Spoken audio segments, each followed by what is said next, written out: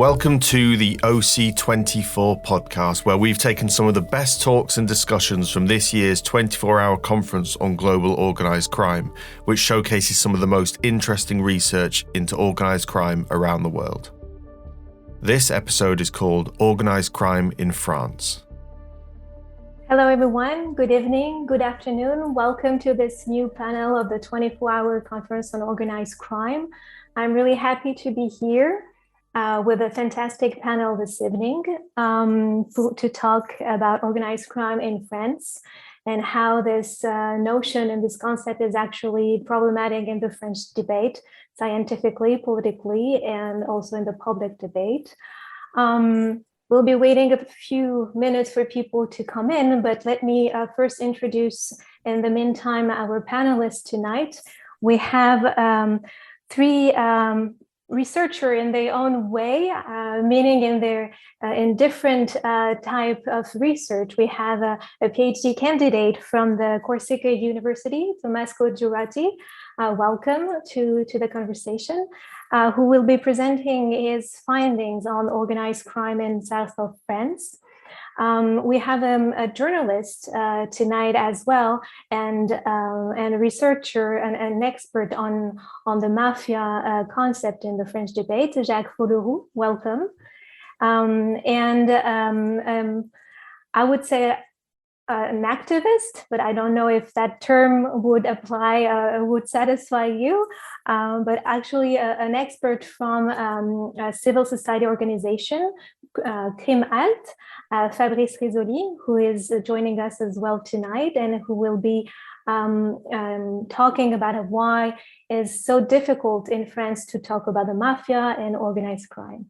So without further ado, I will pass the floor to Mr. Rizzoli, reminding our audience that a question can be asked in our chat during the presentation, and as well at the end of each presentation, if you have some informative question to ask, if you didn't get a concept or something.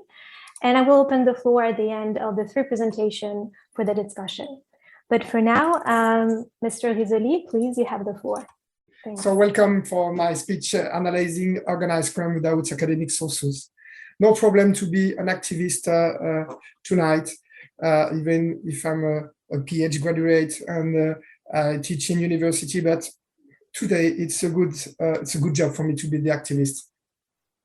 When we speak about organized crime in France, I will take the United Nations Transnational Commission definition in Palermo 2000 with 11 criteria. I've got a slide for this. It's not so important to speak about the criteria tonight. But with this definition, we can say in France, we've got a lot of homicides everywhere, even with Kalashnikovs.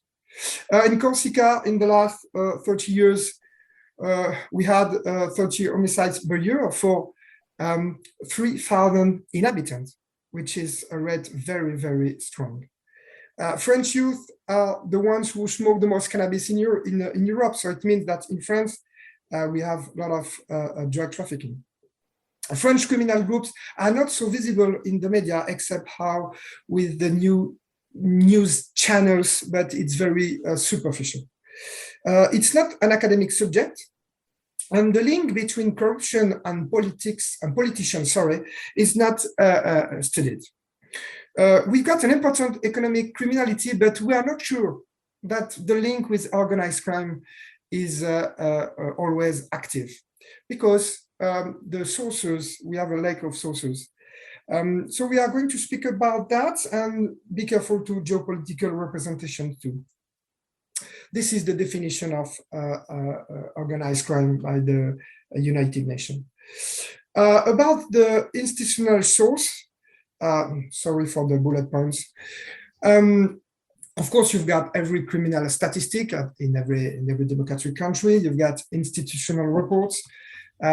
We had for time observatory of the criminality, but in general they didn't, because not exist anymore.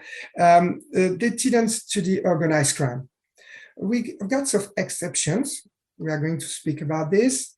Cirasco. Cirasco is an intelligence service of the national police, but this report is not public. In 1992, we had parliamentary commissions on the tool to fight the infiltration attempt by the mafia in France. It was a very interesting, it is a very interesting report, but this is the representation about the foreign danger. You see, a lot of Italian mafiosi are coming in France and are doing some, making some offenses, but they didn't speak enough about French organized crime. In 2000, you've got a parliamentary commission on money laundering and tax haven. We have some important information, but not a lot about organized crime. Now we have the confiscated asset agency report, but the data is not qualitative. For example, there's no link with the case, the criminal case, and the assets confiscated. So it's very difficult to make some research. One of something very important for me, the justice decision or the court ruling, I don't know the best word to say that. Normally it's public, sorry, not normally, in theory it's public, but it's a war to get access to this decision. So it's difficult to make some research. A recent report from the specialist judge in organized crime pleads for anti-mafia tool in France, but this report is not public. Same problem again and again.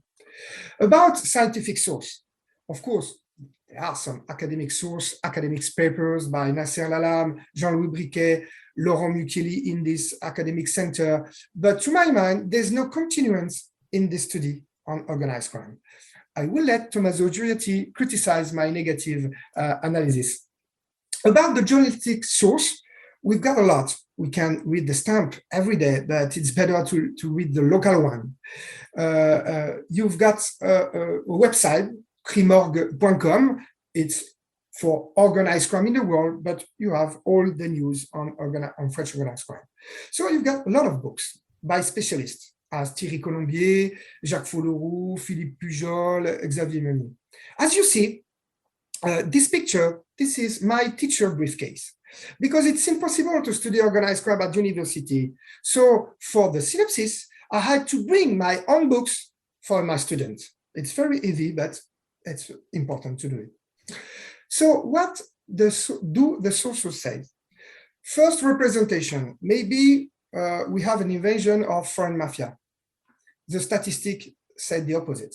The French criminal organization represent 80% of the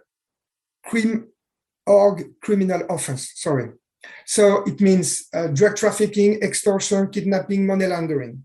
So it's the French organized crime who is in charge in France. Is the French organized crime is a light version of organized crime if you compare to Italy?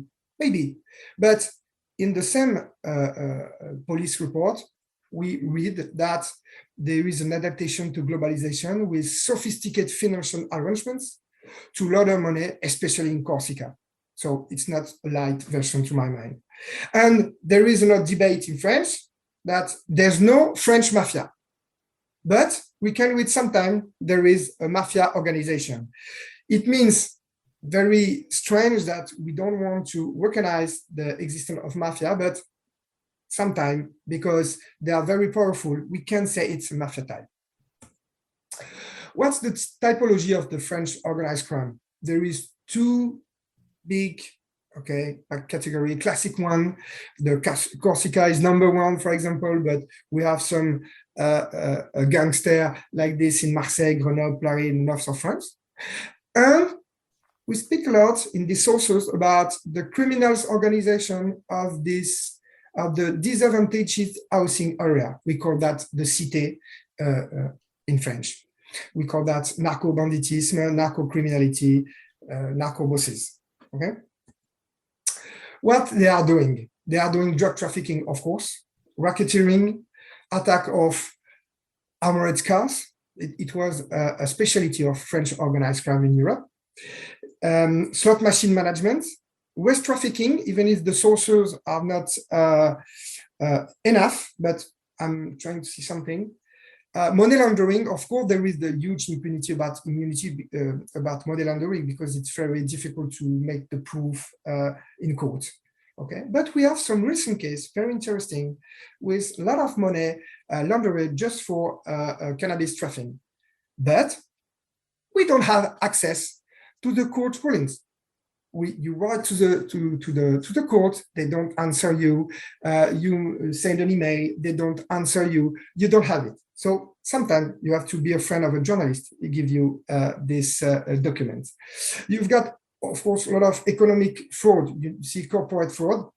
And there is a paradigm of this. It's about the carbon tax fraud. And you see you've got 1.8 million euros stole to the state. But we are not sure that it is organized crime, but no matter for the definition, at the end, the organized crime is racketeering this economic organization who do some fraud. There is a lot of corruption in France. About the judge is very rare. We've got one case very important. Now we have some cases about police corruption, very important. One is definitively judged, not the second one. We've got some corruption of politicians, of course, with case, and systemic violence, as we said, for example, in Corsica. So we can see these pictures.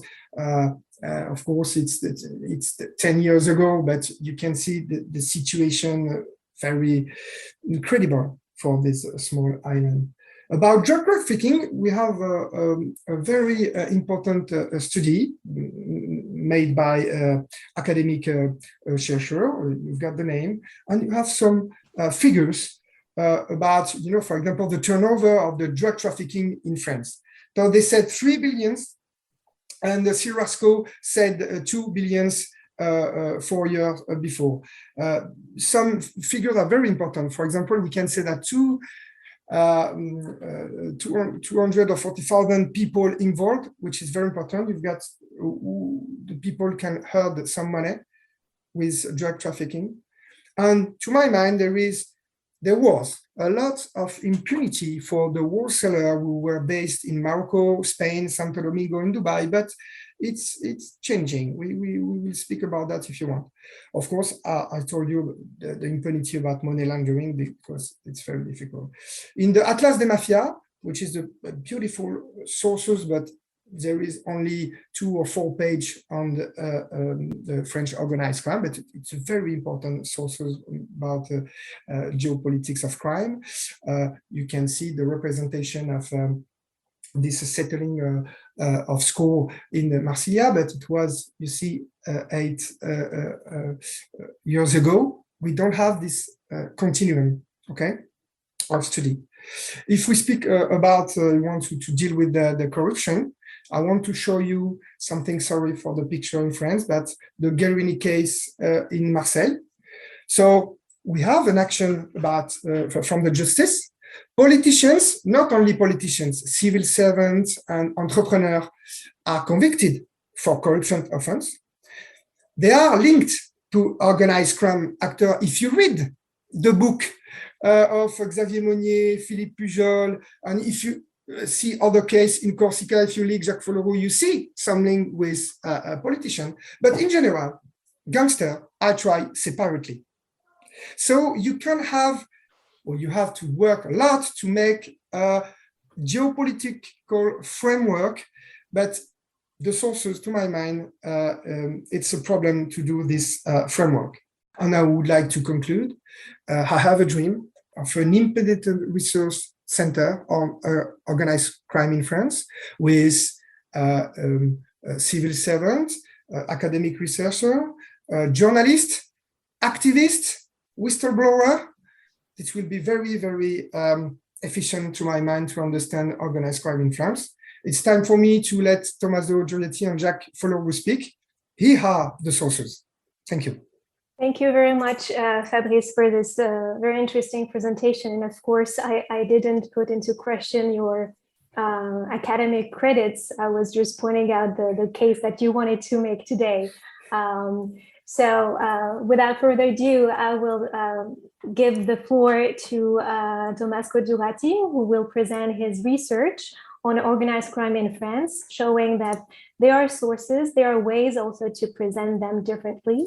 And the absence of a labelization of organized crime under a certain concept may not prevent totally the field to exist.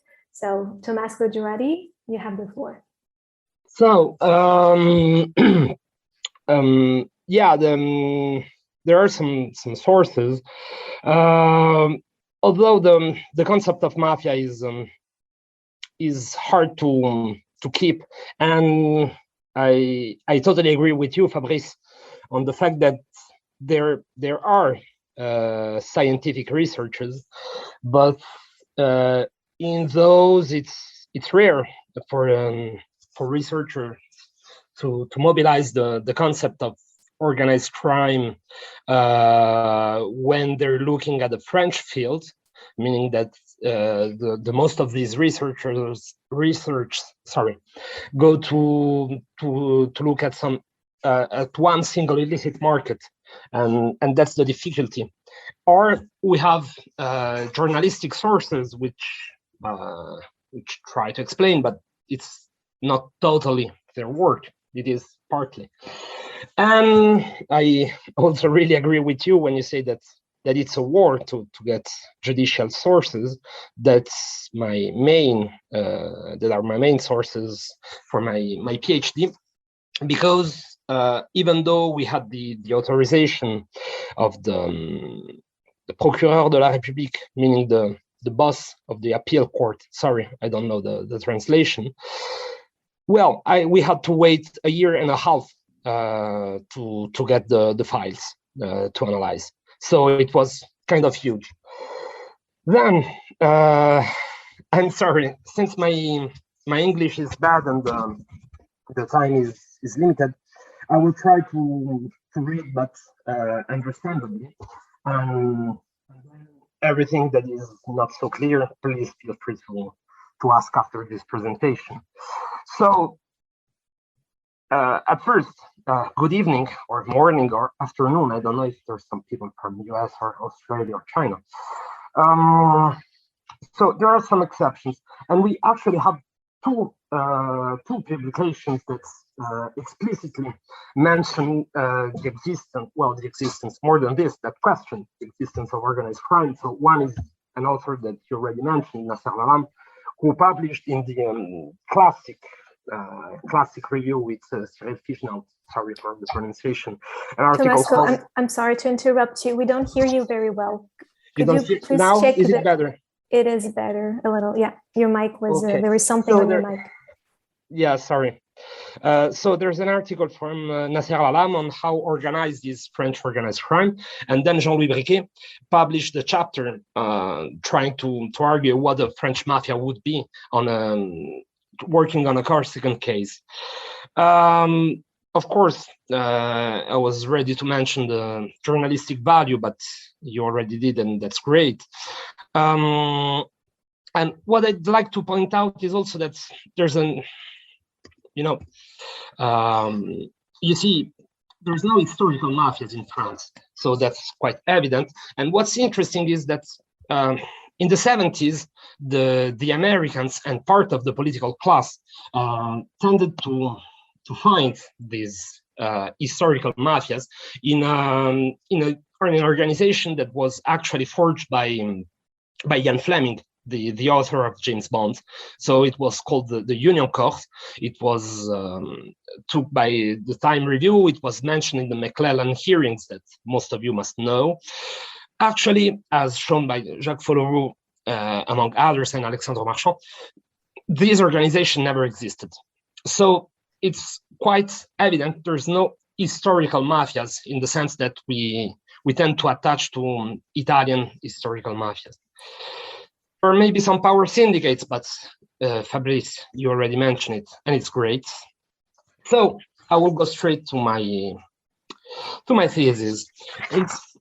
There's another thing that I think is important to mention, that is, French organized crime as actually a long story and kind of an unknown story, because Marseille has been one of the first cities in France where settlement of scores by firearms took place already at the end of the 19th century. Also, always at the end of beginning of the 20th century, French thieves have been between the first in Europe using cars for their robberies. This means that they were able to have a robbery at 300, 500 kilometers from their home. It was quite difficult to make the investigations. Also, and that's always important because we always mention French criminal groups as kind of ethnic groups. That reinforces the metaphor of the external body. It was something you were mentioning, Fabrice. And still, what is quite evident when you look at the history of French organized crime, that it's really French, not just by the nationality, but also by the external relations that you can observe, even if they're kind of spot. And these thieves are organized within the colonial system. They're organized within the political system. And also, to give an idea of the importance, we have to think about some supply chains that are forged in the 20s within the colonial system for the white trade. So the smuggling, I don't know how to say that, of women, French women, in order to prostitute themselves in the colonies and Southern America. And it's these same supply chains that have been used as first and mostly in the French Connection, that is a system of clans smuggling heroin in the United States. And then these same supply chains have been reverted since the 1980s to import cocaine to France, and from France sometimes to Europe. So then let's go to my direct PhD research. It's a sociographic analysis of 94 criminal associations tried at the appeal court of Aix-en-Provence, which is a small town that maybe not all of you are familiar with. It's near Marseille, and the appeal court judges the appeals of the trials judged in the provinces, the departments of Marseille, Toulon, and Nice, so the southeast of France. The idea was always the same. So we don't have organizational charts in French organized crime because you don't have historical mafias. You have kind of free associations, but still who last a lot. And so we had the problem of, okay, if we don't have organizational charts, we need some indicators of social positions. So the first one would be that, a trial for criminal conspiracy is an expensive trial. So you will go there if you have solid elements that the criminal conspiracy is strong. And thus, if you go to appeal, you will have the resources or the will to, meaning that you will find the upper class of the underworld, and that's what we call the milieu. So in these 94 criminal procedures, 94 files, I have been able to retrace the social characteristic of 1,041 individuals. But you see, it's 1,041 individuals, 65 of which are indicted several times. And that's really interesting afterward. That's the reason why you can find here 1,069 indicted, because some of them appear several times. So what's interesting, I will try to keep it quick, and then you will ask me if needed some precision, some of the methods. What was needed to me was to have some indicators, qualitative and simple to retrieve indicators of social position in the criminal field. So I could find two. The first one is an indicator of reputation that is quite easy to build and is linked, really linked, with all the social variables, social characteristics that allow me to consider that my sample of the inmate population is not just representative because of the difference with the general population, but also a peculiar kind of inmate population because it's an upper part of this same population. That will be the presence of women, the professional insertion, and so on, the age, and so on. The other is the criminal status, and I built it.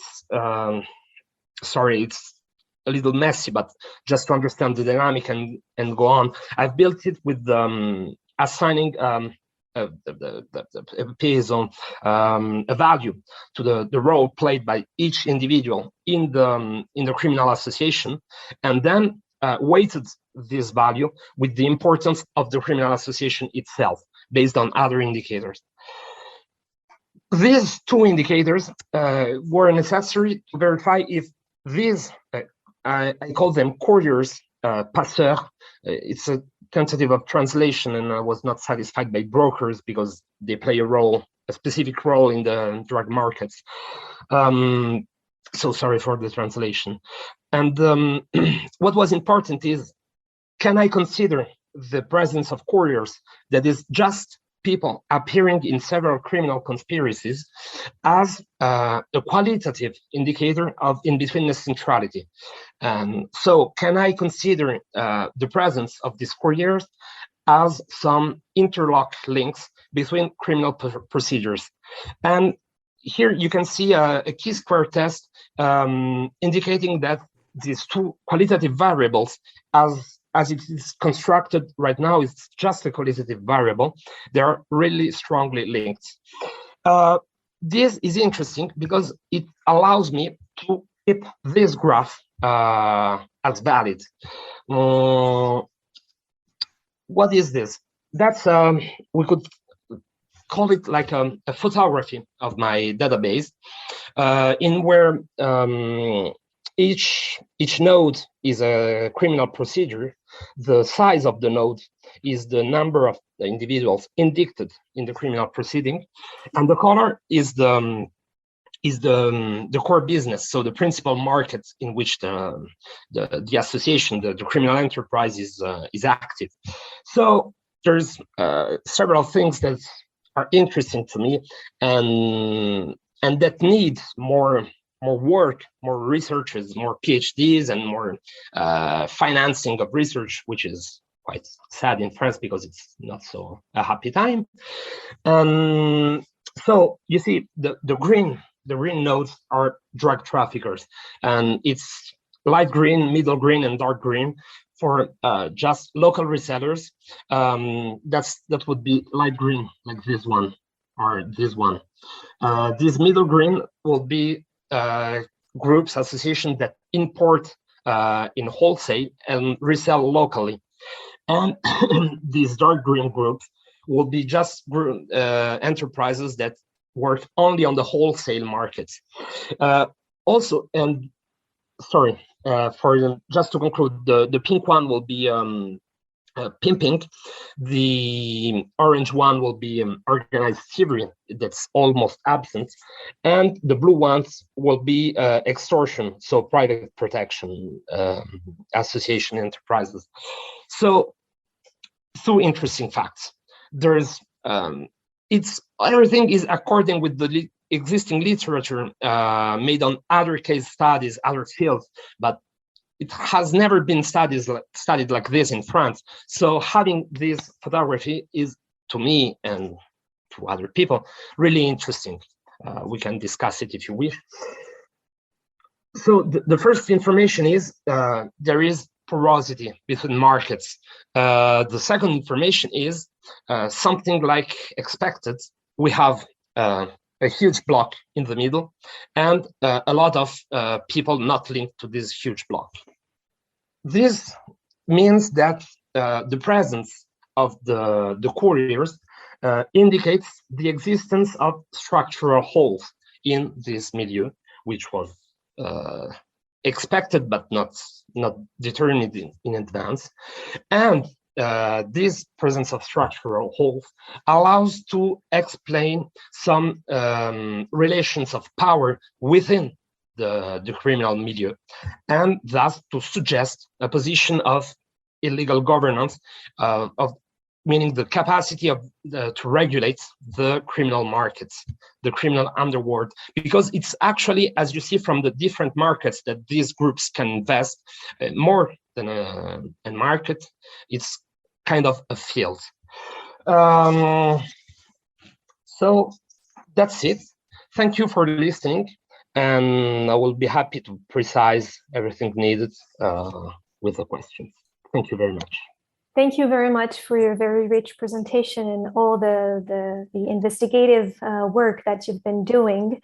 I don't see any specific question in the chat for now, but I do have some, but I will keep them for the end of the discussion maybe, and pass the floor to Jacques Follorou to present his point of view on why there is some resistance in France around this concept of organized crime, and more specifically, mafia.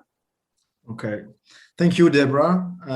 First, I want to thank you for the invitation, and I'm happy to share this virtual floor with Tommaso and Fabrice.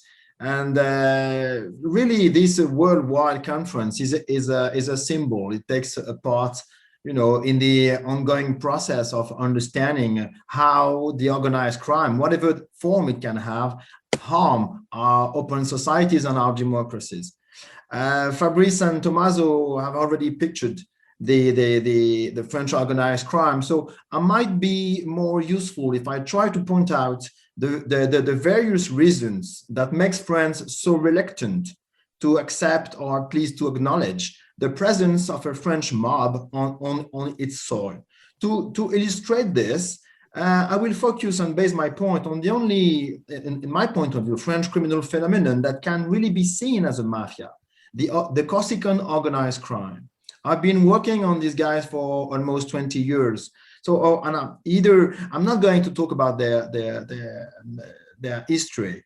I'm going to briefly stress out the reasons why those criminals succeeded in creating in Corsica the only organized crime that fits with the definition of a mafia. I mean, the meetings of criminality, politics, money, and the control of our territory and the population. Mafia definitely doesn't define a type of organization, a type of structure. It is a specific phenomenon of organized violence whose nature varies regarding the place, the history, and the culture, etc. So the first thing that strikes me lies in the fact that the French state never considered Corsican organized crime as a priority, even as a reality. When these Corsican criminals decided in the beginning of the 80s to settle down in Corsica, coming from Marseille or Paris, French government was mainly focusing its attention on the Corsican independentist movement. For them, it was a clear and obvious threat to the state authority, and in French officials' minds, republic couldn't afford having a part of its territory claiming and fighting for independence. It was the symbol was more dangerous than the reality of the threat, and the political violence was said to be more dangerous than for the country than criminal violence. Even if we have to mention this, that the police working in the island was pretty much aware of how serious were the consequences for the population, the society, and in the end for the so-called state control over the society, over the country, sorry. So all along the 80s and the 90s, the Corsican mob was very efficient in adapting itself to the political situation and played smartly the game, paying attention to remain in the shadow of the independentist activity, or even serving as informants for the judicial and secret police fighting against independentist clandestine groups. It wasn't, of course, for free. in return, they received different kind of protection that helped them to avoid being targeted by the justice and to carry out their business. So this official policy against the organized crime in France has been made possible due to something, in my mind, deeply rooted in French, very centralized state mind. Our famous Jacobin culture enabled this and enabled this denial. And still today, it prevents, in my mind, the public opinion, the parliament, the French heads of state administration, and even a part of the justice and some high-ranked people with police to refuse the idea that mafia exists in Corsica. For them, it's only kind of a fantasy. So, in my mind, it is the old French anti-organized crime structure that doesn't meet the expectation in terms of response. Just one example. When came the time to balance the legal means at the justice disposal with the huge capacity of the Corsican mob to protect itself, the French members of the parliament passed a law in 2004 that aimed at giving access and protection to someone who would assist the police and justice with their criminal investigation. It took 10 years to make this law a reality on the ground. Nevertheless, today, in 2021, the head of the commission himself, who decides whether or not someone can be eligible to this program, claimed that the system is useless, mostly because the program is based on moral consideration and not just on efficiency. The text, the legal text, says that if you were in close connection or way or another with the crime which is under investigation, you can't pretend to be part of the protection program. So it is very challenging. We are dealing with the French culture, the French approach of that phenomenon of organized violence. Maybe we should take into account other factors, like the fact that Corsica is far from Paris, where the core of the power takes place in this country, where everything is decided. Or we could add another thing, maybe because Corsica is a population of no more than 330,000 people, over 70 millions, over 70 millions for the whole country. But for me, it is not just a denial over the seriousness of the situation. It is an official, public dismissal. This means that you accept that a shadow power rules a part of the country in your back, even if publicly you say the opposite. So for now, against Corsican mafia, French government, whatever political sides it belongs, relies, its fight on the current rule of law that prevails for any kind of crime. So although to fight the mafia, you need to extend the perimeter of the struggle, because you are not dealing just with one crime, with one person, you're dealing with the entire society that fears more the criminals than the state. And this is crucial. So Corsican people, when we are talking about the fear, the fact that they don't speak out, I think Corsican people are right to think that way, to have to feel that fear, because no need to remind that on this island, lawyers, civil servants, heads of official or commercial institution, people elected, got killed just because they became a danger for the mafia's interest. So in the end, this denial of understanding, in the end, this lack of understanding is a denial of justice for the population.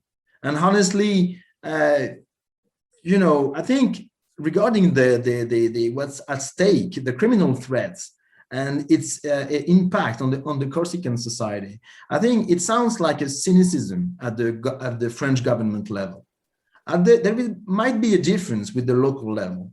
In Corsica, some of the politicians are obviously afraid. Some look away or don't want to mix in. Of course, the others might be considered as complicit. and owe their job to the Corsican criminals. And we had to say as well that, of course, some of these local politicians are sincerely and genuinely committed in getting rid of the local mafia influence. But it remains, and it has to be said, very risky and challenging. So a lot remains to be done to move forward in order to help this island to face to free itself from this organized crime. And I think it is not unjust to say that this island is or today is held hostages by the mafia, and no one really cares about. That's my point. Thank you very much for your presentation and your very strong perspective on the existence of mafia in Corsica and why the state is ignoring it or not recognize it as it should. We have one question in the chat that I'm just going to read right now. I'm sorry, I'm actually reading it. And I will open the discussion later on. But so the question is about the link of is this absence of organized crime conception linked to the fact that, for instance, to put a lot of attention on terrorism, and so it's not so much interested in organized crime itself, but have other political priorities. So that would be one way of explaining as well this denial. Or would you argue, and that's the following of the question, that French approach to terrorism is actually another way to deny the mafia phenomenon that you're referring to? Yeah, once again, it's if I clearly understand the question, it's to understand why the states consider as a priority to fight against struggle about terrorism. Yeah, I think we are. The problem lies in the fact that we in this panel, we are trying just to picture reality as it is. We don't have underlying, consideration, because when you are in a state position, when you talk from the governance position, you are as well. You take into account your efficiency, definitely, but as well you are dealing with your image. You are dealing with balance, of strength. You're dealing with politics, and this means that when you have to make a choice, whether you prioritize, you think it is a priority to fight against terrorism or the mafia, then it is a kind of a short-term strategy, and definitely if you fight first against the Corsican independentist clandestine groups, that you consider that it will harm much more. It will much more harm your image, your public image, over the French public opinion than fighting, against the mafia. Because the mafia, what's the major difference between the independentist movement and the Corsican, mob? It is that they are not aiming at the same thing. The criminals don't want to go public. They want to remain, just like the more secretive as they can, just to keep on their businesses, their illegal businesses.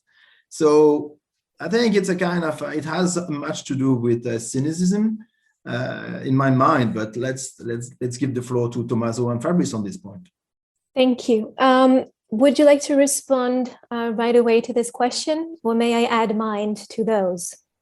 I would like just to stress one point is actually France is knowing, it's an actual problem that it's really hard to think of organized crime as a political problem. And that's also why there are associations that try to bring on some social anti-mafia policies. either at national level or at local level. But actually, the action of the police and the justice is quite strong. And France is knowing a penal inflation, and the number of procedures is kind of growing, and they have some special jurisdictions. So here, we still have a long path to go, but I don't know if we can just say that the state is not aware. I don't know. I find that the GIRs, in particular, are kind of really active. They can do more, and they also complain about the lack of mafia offense, but still, I find that there's a lot of work in there. Fabrice, do you want to follow up? I'm going to do a provocation, as usual. Maybe I don't know if it's terrorism, the point, but for example, the French state had other priority. They make the war to a lot of countries. There is an history about colonialism. So, for example, Jacques said maybe the state used the organized crime against the Corsican nationalists, but we know that the state used the organized crime against the people who want to keep the Algeria in France.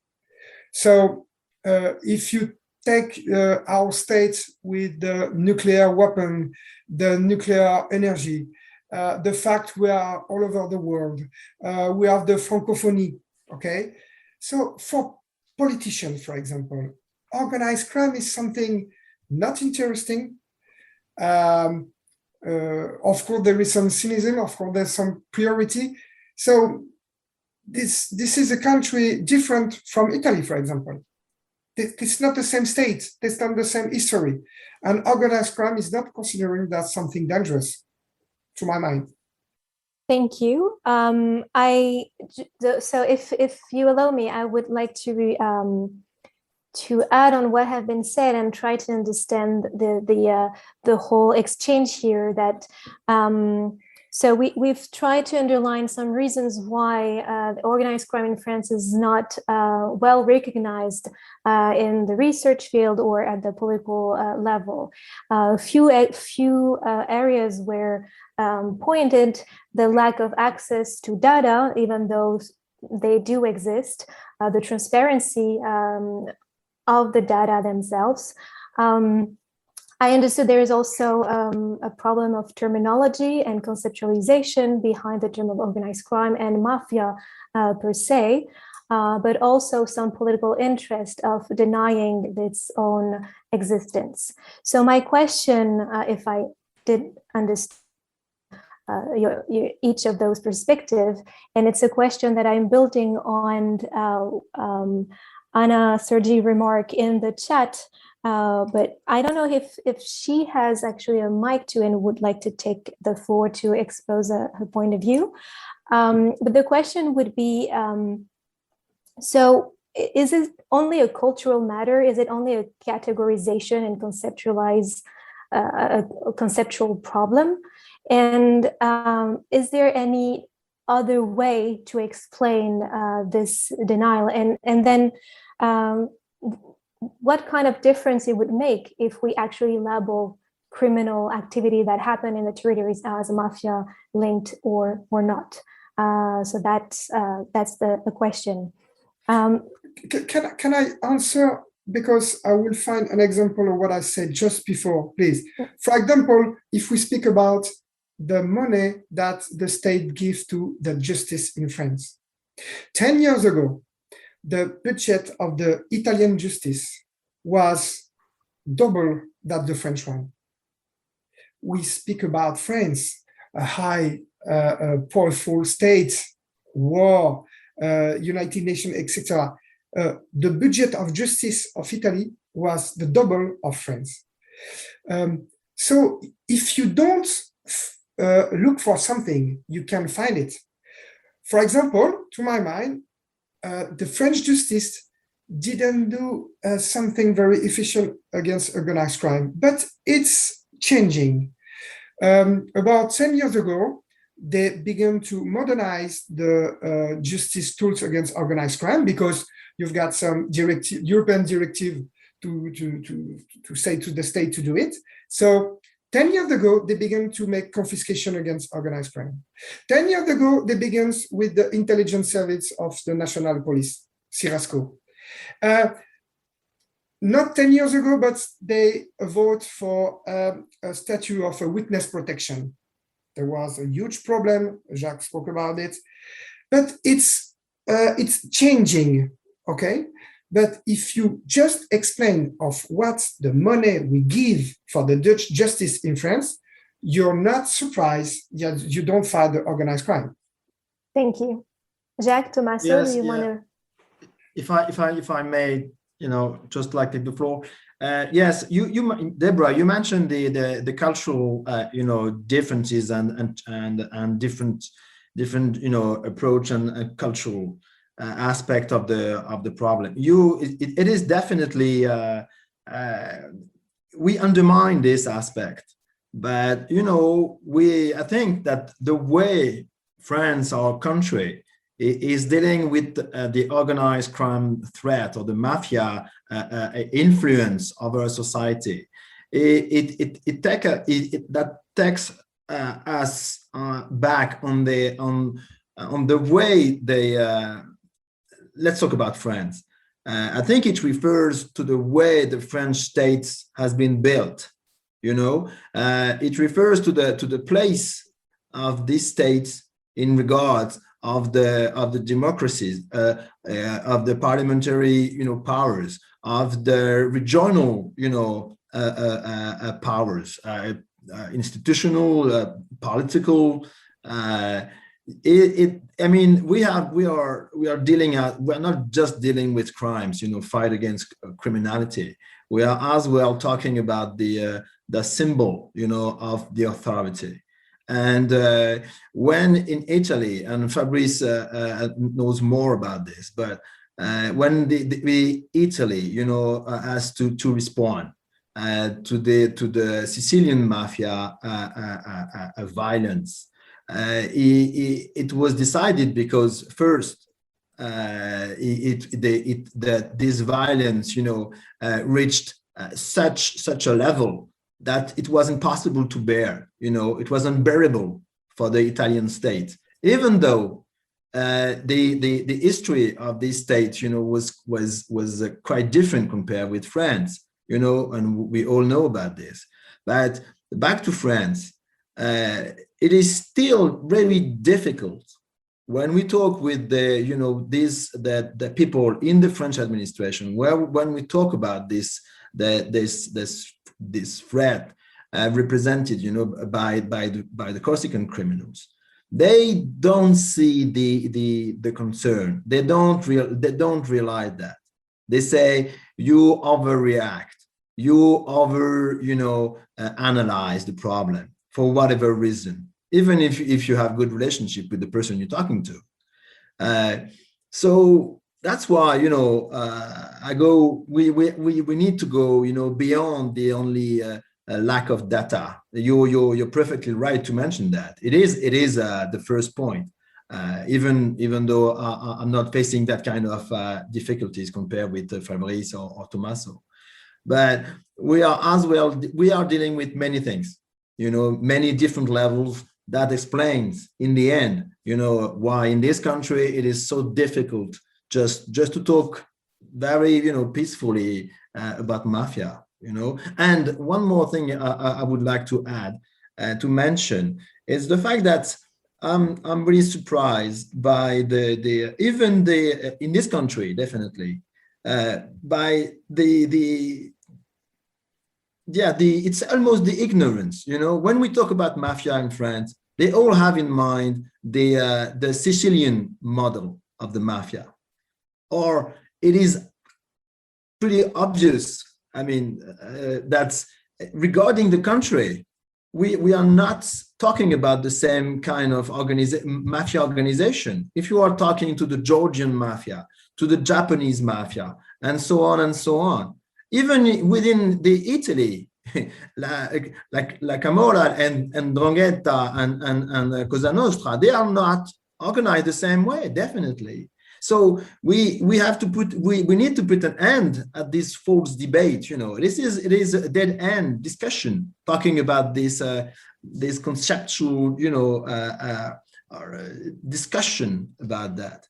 We need in this country, and that's what I'm trying. In this country, I'm talking about France, of course. And that's what I'm doing. In my day as a journalist, we have to keep on working to keep on describing with facts, with the sources, what is this Corsican mafia like? How does it work? How is it organized? How its influence, plays a role, on the society, on the local economy, etc., etc. And of course, this Corsican mafia doesn't just they don't. It's they operate all over the world, and thanks to many, and in this regard, when we are talking about financials, sophisticated links, with banks, with they look like every kind of mafia on the planet. Thank you. Anna, would you like to expose your proposal of an analytical model? Okay. Yeah, thank you. So, sorry, do you want me to repeat the question, one of the questions, or just to comment back? Please, on the model that you were presenting in the chat. I was just wondering, because I've been working on comparative perspectives many times, and obviously when you do that, you have to consider what words mean, and obviously the cultural differences and all of that. So what I found helpful in my research was to build a model in a way which is both meant to consider the historical perspectives, which you all pretty much already looked at today. So what makes it difficult, what changes the meaning of the word organized crime, and perhaps identify one or two elements of the research that somehow of the historical evolution that somehow bring the concept to the forefront of what it is today. If you were to explain to a 5-year-old what is organized crime in France, what would you say? That kind of thing that everyone can relate to in a way. And then to this, you probably need to look at the evolution of criminal law and the socio-legal dimensions of criminal law. So what is that informs criminal law? To give you an idea, when you go and look, for example, at the United Kingdom, so I'm not talking about Italy, I'm not talking about the US, the United Kingdom, which I find, by the way, very similar to what you said today about France. So the United Kingdom has a complete disregard of organized crime legislation for years. 1994, no organized crime, everyone comes from outside, these bloody Polish people, whoever they are, Romanians, then came the Turkish, then came whatever. Then in 2015, they had to somewhat obey the rules of international law, and they put in this legislation, which is very little use, doesn't mean anything. It's basically just just there to please the international community. But once you understand why they have such a difficulty in putting the law up, and the reason for that being that their system of law does not allow to use any legislation that criminalizes group crime historically, then you understand why is it so difficult. And the similar thing with France. I mean, for what I know about criminal law in France, obviously, I don't know the legislation on organized crime, but I know that our Italian criminal law comes from French law. So you will have some element of the so-called societas sceleris, the delinquent society in you.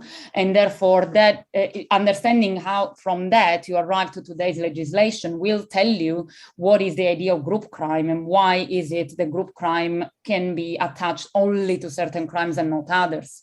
And I think that's the Italian and the Americans, what they did was to completely change, as Jacques was saying, to react to certain impossible to ignore facts.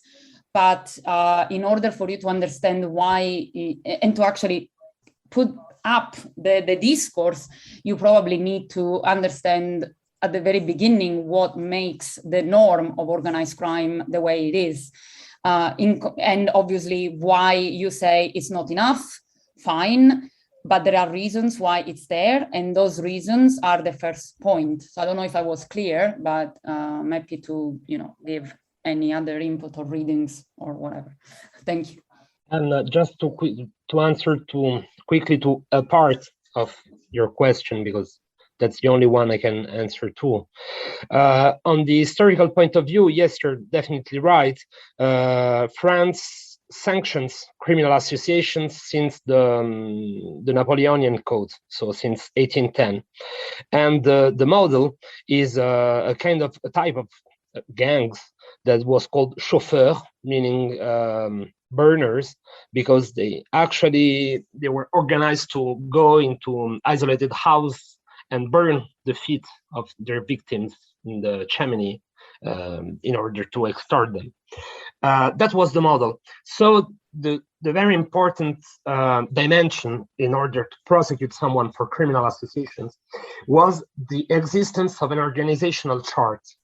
So the other thing, and that's interesting because it's actually the same, sorry, I can't find the word. It's the same legal structure that then goes to the terrorism regarding the anarchists in the late 19th century. Then it's a kind of abandoned, and it really comes out the Association de Malfaiteurs, it's called, so criminal association. It really comes out in the 70s, still with the terrorism.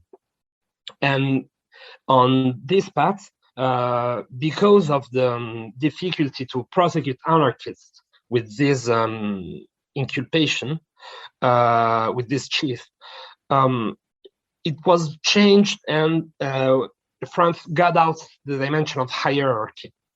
What's interesting is then you have another one that is also a criminal conspiracy. It's called bande organisée, organized gang.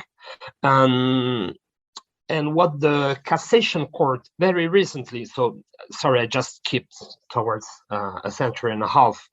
What the Cassation Court very recently just decided to distinguish the bande organisée, so the organized gang, that is the criteria in order to prosecute under organized crime regime.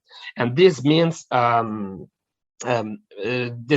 longer detention, facility to the écoute judiciaire, to tap in the telephones, and all the inquiry techniques of police. They're extended if the hypothesis of policemen and justice is bande organisée. So if they think there's a hierarchy. So again, it's the element of hierarchy that structures the representation of police and justice about organized crime in France. Yeah, a follow-up to what Anna said. Just to mention a paradox, because once again, if we are trying just like to make an assessment, to assess, the nature of the government's response to that kind of violence, we have to take one more time to take into account the fact that the politicians, the governments, wherever they are, I mean, they have this very short-term, software strategy. They have because what makes let's try to think about what makes a government moving forward, on that kind of topics like organized crime. I would say that the only thing that make them react, it's like the violence itself. And to talk about just France, as far as I remember, when the term mafia has been used officially by members of the government was in 2012, When and why?